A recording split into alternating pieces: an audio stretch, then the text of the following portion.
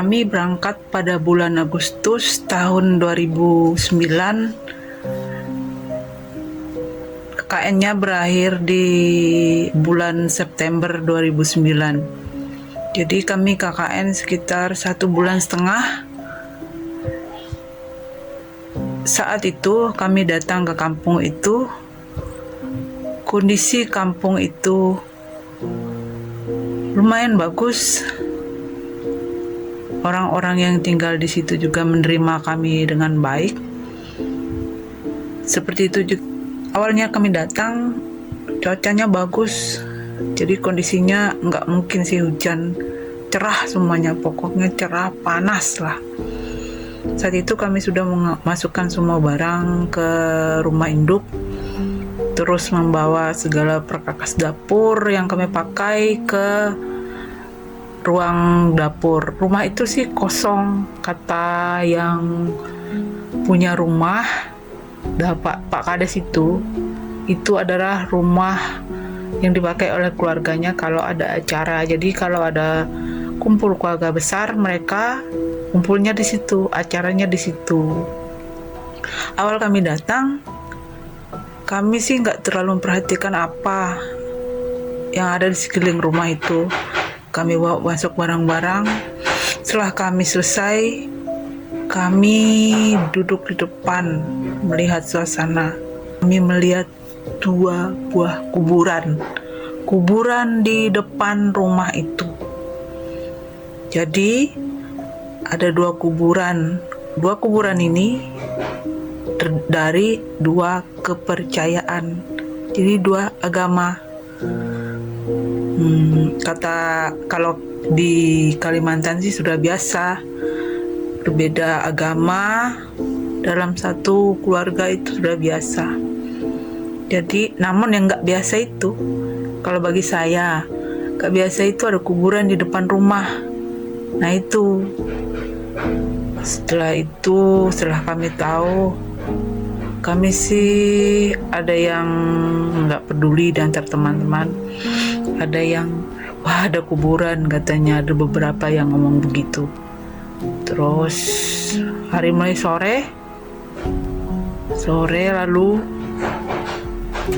nggak tahu bagaimana ya.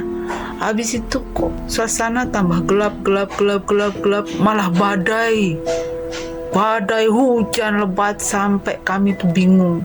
Kan kondisi rumah depan itu nggak terlalu besar, jadi itu kayak depan nggak ada pintu, langsung los gitu, langsung masuk ke ruang tempat duduk itu. Jadi kami bingung waktu itu, angin, badai, air itu masuk semua. Kami ada 2 kamar, sebelahnya untuk laki-laki, sebelahnya untuk perempuan. Jadi ini bingung nih gimana. Akhirnya apa? Kami carilah ke Pak Kades yang depan, pinjam terpal. Tapi saat itu kayaknya Pak Kadesnya nggak ada, jadi kami berusaha untuk bagaimana lah caranya. Kami tutup pakai tikar yang kami bawa, kami tutup pakai apalah yang kami punya itu. Akhirnya setelah badai itu sampai rumah kayu, kalau rumah kayu kena angin tuh kayak goyang gitu. Jadi kami pikir, ini kenapa ya? Hari pertama baru datang sudah kena angin, hujan, badai begini. Padahal itu tengah tahun loh, harusnya panas harinya. Kalau di Kalimantan Agustus itu kemarau, nggak ada hujan, nggak ada angin sebenarnya.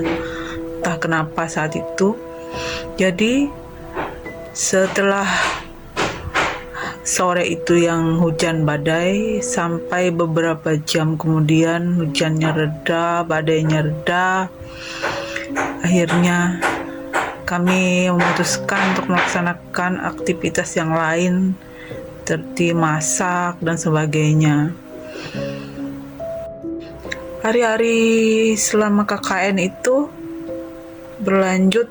Setelah kami datang di hari pertama, lanjut sampai 1 minggu, 1 bulan, gak terasa. Sampai 1 bulan itu kami pikir semuanya berjalan lancar. Saya juga pikir semuanya lancar aja, nggak ada masalah, cuman hari pertama aja yang kayak gitu. Nah, akhirnya datanglah hal yang kupikir tidak akan pernah terjadi. Ya, walaupun waktu masih masa kecil aku pernah melihat hal-hal yang kayak gitu. Itu waktu pagi. Kan mereka beberapa teman ini kalau akhir minggu mereka kadang pulang ke ibu kota provinsi. Jadi ada beberapa teman yang pulang waktu itu akhir minggu di akhir bulan Agustus itu. Tinggal aku dan beberapa teman yang ada di posko. Saat itu jam 10 pagi setelah makan, setelah mengerjakan apapun yang kami kerjakan di pagi hari, dimasak dan sebagainya. Jadi aku memutuskan untuk tidur setelah teman-teman yang lain berangkat. Jadi aku tidur jam 10 pagi. Jam 10 pagi. Itu kan rumahnya rumah panggung. Jadi kalau pagi itu dingin, jadi angin sepoi-sepoi gitu. Wah, enak deh untuk tidur. Jadi aku tidur, terbangun sekitar jam 11 siang. 11 siang itu aku pelan-pelan bangun karena masih dalam keadaan yang enggak terlalu sadar lah. Kan baru bangun tidur, duduk pakai selimut. Jadi karena dingin kan di kampung, di belakangnya itu hutan lebat, masih nggak ada apa-apanya, bener-bener hutan yang rapat, itu hutan Kalimantan yang rapat. Jadi duduklah aku. Setelah itu kan aku bangun. Setelah bangun itu aku duduk termenung, kayak ngumpulin nyawa itulah. Tadi kan tidur lelap sekali, jadi lupa lah semuanya, hanya tidur merenung gitu. Habis ini pikirku mau ngapain, mau lipat selimut dulu. Lipatlah selimut, dan tahu nggak, aku lihat ke samping gitu, entah kenapa, karena pikir kok kayak ada sesuatu di belakang. Awalnya sih nggak mungkin lah gitu, siapa sih yang ada di belakang gitu. Tapi pokoknya ada sesuatu deh, kayak merinding gitu di belakang nih, di leher sampai belakang tuh merinding lah. Nengok itu pelan-pelan, nengok belakang. Tahu nggak, itu kupikir ya, selama ini gak ada yang jenis gitu. Jadi dia tuh warnanya, apa warnanya waktu itu? Putih sekali pokoknya. Bajunya itu panjang putih, gak kelihatan kakinya, panjang putih gitu. Aku penasaran lihat mukanya, jadi keliatin nih, gak ada mukanya. Kulihatin lagi, gak ada mukanya. Diam kan, aku ngepris, gak tahu apa yang harus dilakuin. Teriak gak bisa, ngapain gak bisa. Ini aja aku cerita saat ini sudah bertahun-tahun loh, masih ada perasaan merinding itu. Jadi aku diam aja, aku nengok lagi, gak ada, sudah hilang. Tapi lumayan lama loh itu, beberapa menit. Setelah sadar, bener-bener kaget loh. Kenapa? Gak nyangka aja, siang-siang ada setan. Selama ini kan di pikiran kita, setan itu sore, malam, subuh. Itu bener-bener gak nyangka loh. Sampai kupikir aku yang berhalusinasi atau apa. Kan selama 1 bulan itu gak ada cerita apapun dari teman-teman yang lain. Entah itu tentang hal-hal mistis, entah itu tentang hal-hal yang gak masuk akal. Gak ada satupun yang cerita. Tahu-tahu ini ya, nanti saya akan ceritakan di akhir. Setelah itu, setelah saya ngeliat itu, saat teman-teman baru pulang dari kota, saya bilang begini, ya tadi ada lihat hantu loh, saya ada lihat setan gitu sama mereka. Malah saya diketawain. Alah, kata mereka, kamu tuh cuman halusinasi karena kamu bangun tidurmu itu terlalu lelap sampai kamu pikir kamu tuh ngelihat sesuatu gitu, kata mereka. Aku pikir ya udahlah, walaupun selama ini ada aja sih sebenarnya beberapa hal yang kupikir, wah, rumah ini tuh ada sesuatu. Karena aku orang Dayak, jadi aku paham ada beberapa hal yang menunjukkan bahwa rumah itu ada penunggunya. Tapi karena 1 bulan itu nggak pernah ada terjadi sesuatu, jadi aku pikir ya nggak ada lah, itu cuman pemikiranku aja. Setelah itu, setelah kejadian aku melihat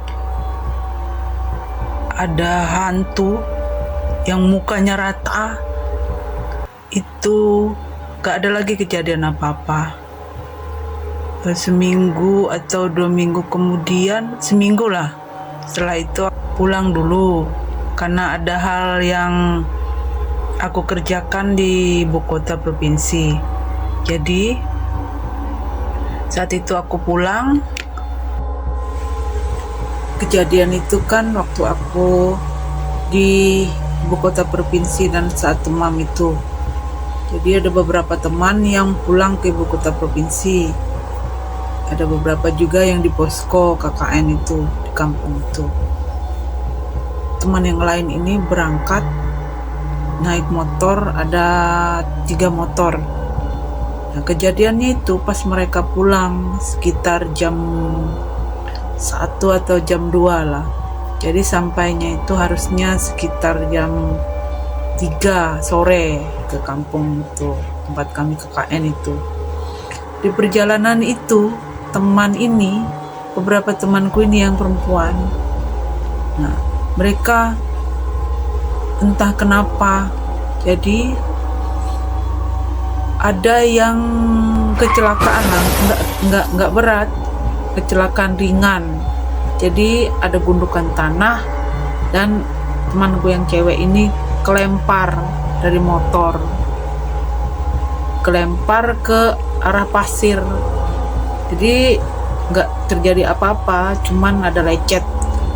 Nah, waktu itu mereka mungkin shock ya, tapi akhirnya karena mikir ini sudah sore, setelah mereka bersihkan diri, terus mereka pulang lah, meneruskan perjalanan ke tempat kami KKN itu. Udah sampai di posko, ternyata sampai di posko itu temanku yang jatuhin, yang cewek ini malah kesurupan. Mungkin ya karena shock itu. Tapi apa yang dia bilang, dia waktu kesurupan itu dia ngelihat sesuatu yang aku lihat itu mirip sekali waktu dia deskripsikan. Dia shock, dia teriak-teriak saat. Ternyata setelah kejadian itu ada kawan-kawan yang lain ikut juga tahu. Mereka rupanya ada juga kejadian yang menimpa mereka. Kayak ada satu teman itu, dia cerita bahwa malam yang 1 bulan sebelumnya itu dia tidur di dekat depan pintu.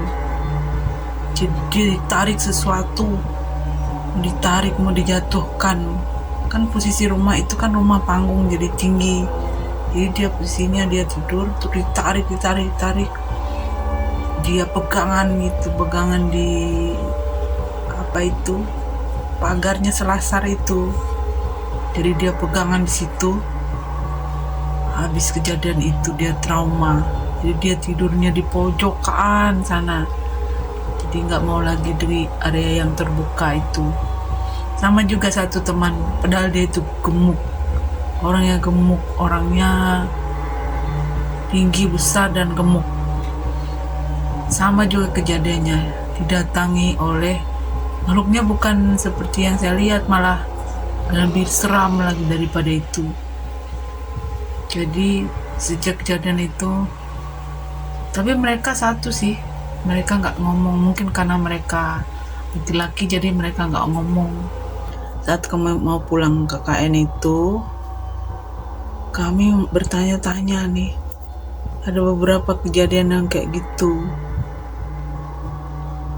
Adalah teman yang nanyakan sama orang yang pemilik rumah ini, dia tanya, itu di rumah itu memang ada apa gitu. Ternyata ini itu memang sengaja mereka taruh sesuatu supaya jaga rumah itu. Wah, dalam hati kami, andaikan tahu gitu, kami nggak akan milih tinggal di rumah itu. Nah, itu deh ceritanya tentang penunggu rumah di posko KKN. Sekian, terima kasih. Dan kita lanjutkan lagi ke cerita yang selanjutnya. Bye.